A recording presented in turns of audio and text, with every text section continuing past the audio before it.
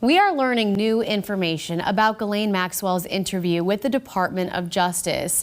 And what's coming out is troubling the family of a woman who claims that Maxwell was the mastermind behind Jeffrey Epstein's crimes. CBS's Natalie Brand shows us what they're saying.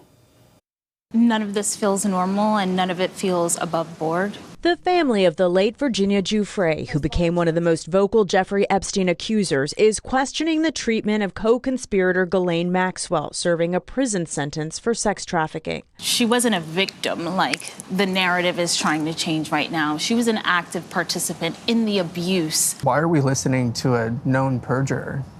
I mean, I think if anybody needs to be heard, it's the survivors. Maxwell, who is appealing her case and seeking clemency, is also arguing against the Justice Department's request to unseal grand jury testimony in the case.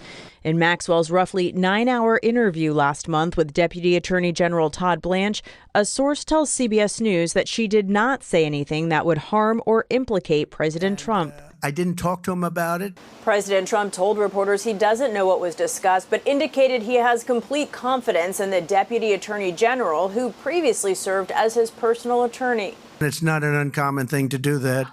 And I think he probably wants to make sure that, people that should not be involved or aren't involved are not hurt by something that would be very, very unfortunate, very unfair to a lot of people. On Capitol Hill, the House Oversight Committee issued subpoenas for former President Bill Clinton and former Secretary of State Hillary Clinton. In 2019, Clinton's office said that while he knew nothing about the terrible crimes Epstein committed, he took 4 trips on an Epstein plane in 2002 and 2003. The House committee also wants to hear from former attorneys general and DOJ officials who oversaw federal investigations of Epstein. Natalie Brand, CBS News, the White House.